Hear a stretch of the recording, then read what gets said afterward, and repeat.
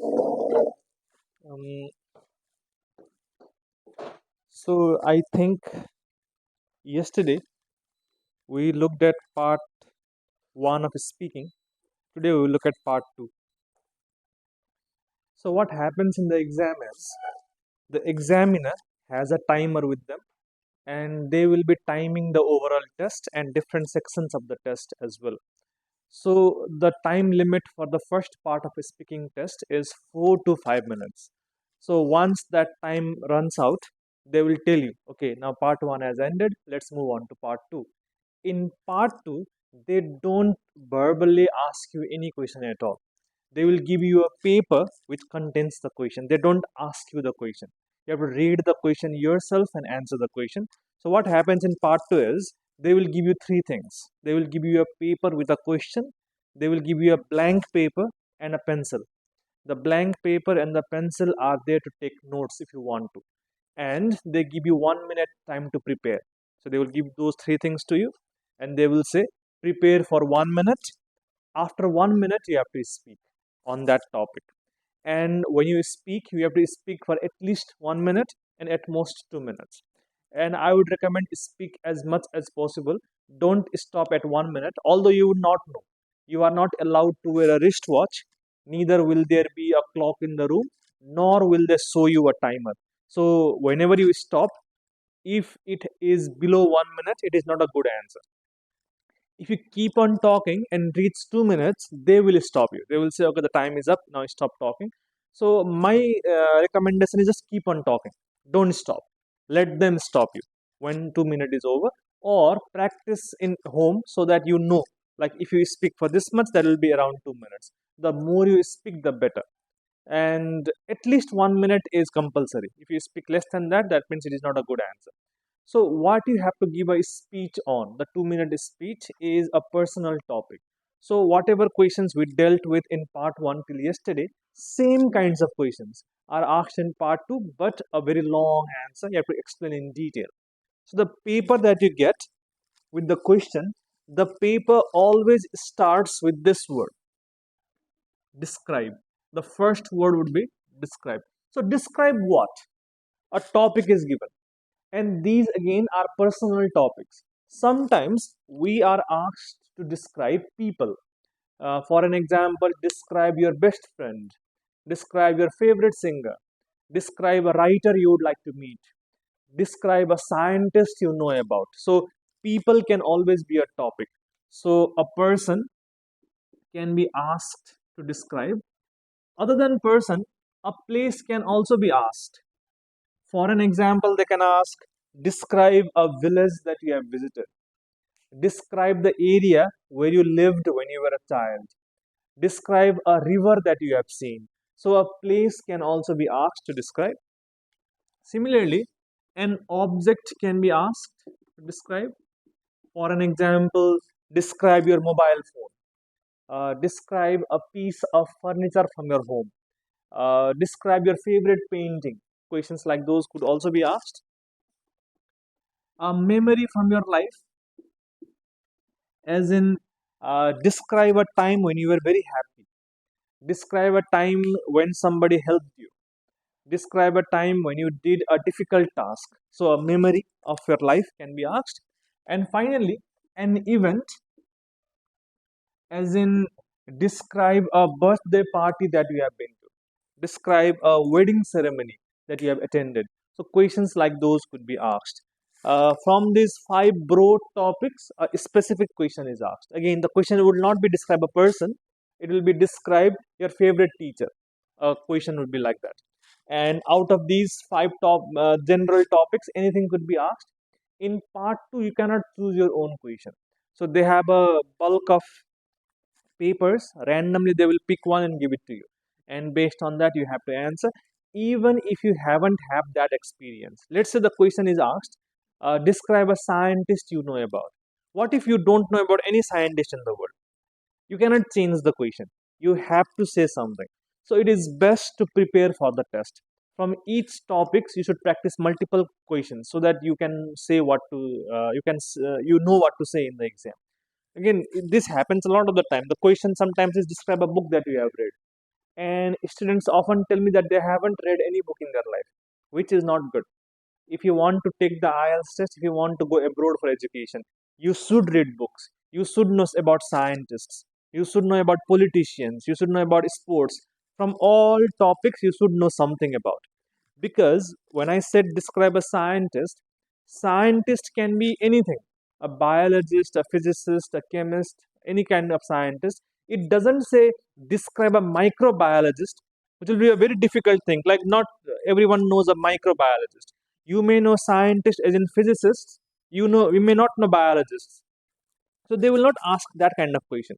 Similarly, if they ask describe a sports person, they will not say describe a cricket player, a sports person. No, you can pick any sports, you can pick any person from that topic. So think about that.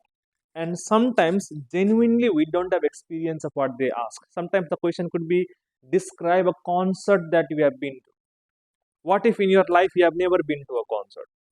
And during IELTS training, like teachers also have to take training for teaching IELTS, we also asked the same question to the trainer. What if the student doesn't have those experiences? You ask as if everyone in Nepal lives in UK and has those kinds of experiences, but it may not be. Like, describe a time you flew in an aeroplane. What if you have never been to an airport? How would you know what to say? In that case, they said, even if you don't directly have that experience, you should have enough knowledge to create a story by your own knowledge. Like, even if you have never been to a concert, you should be able to just make a story. Like, there was a concert, this band, this venue, this many people attended, things like those. So you have to be prepared for those. Or I would rather say have these kinds of experiences. Read one book, learn about a scientist, learn about a writer, things like this. Below the topic, there will be some questions asked. On the top, it will give you this instruction. You should say, and there will be questions here. WH questions like who, what, when, where, why, or how. So out of these WH questions, three or four, not three or four, four or five will be there on the question paper. And it will not simply have the word who, it will be a complete question. If the question is describe your favorite teacher, the question will be who is your favorite teacher? Or why do you like this teacher? What did this teacher teach you? A complete question will be there. If the question is describe a village that you have been to, the question will be where is the village? When did you go to the village? Questions like those will be there on the paper. Usually four, but sometimes five of them will be there on the paper. So your task would be to think for 1 minute about this topic. You can write notes if you want to. If you want to, some people don't, just think about it, whatever you need to do. And after 1 minute, you have to speak for 2 minutes on this topic. So there are many things to learn about this. Note taking is also a skill. So how to utilize the 1 minute efficient to take notes is something else. How to start the answer is one thing. How to end the answer. There are multiple things to learn. Today, let us only focus on two things. First thing is how to start the answer. And the second thing is you should be able to quickly think in the exam as well. If, for an example, they ask, describe a city that you have visited. Now, in your life, you may have been to 20 different cities. Which one to pick to start the answer can sometimes be confusing. Students or candidates sometimes are confused. Like, I have been to Kathmandu, I have been to Pokhara, I have been to Italy, I have been to Delhi. Now, which one to pick right now? Can also be a difficult task. That is what you have to combat. You have to think quickly first. Once you think quickly, like Kathmandu, then you have to think when did you go to Kathmandu? Where is you have to think about those things as well. So thinking quickly is one skill, and starting the answer is one some other skill. So let's learn about both things right now. First, if you want to write, let's write how to start the answer.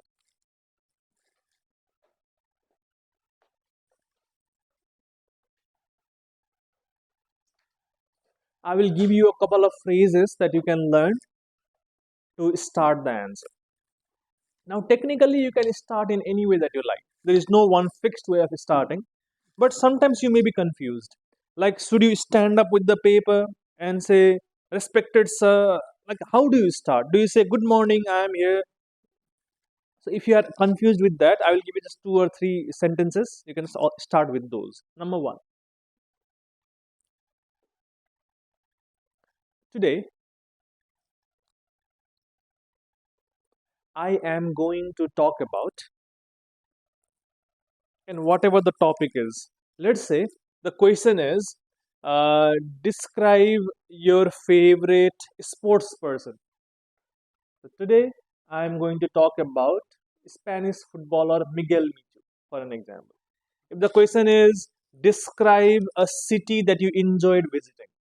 So today I am going to talk about Pokhara. Or the question is, describe your favorite painting. So today I'm going to talk about The Starry Night by Vincent van Gogh, or whatever the answer is. So use that phrase and say the word that is the answer. That is one way of starting. Number two, well, I will tell you about,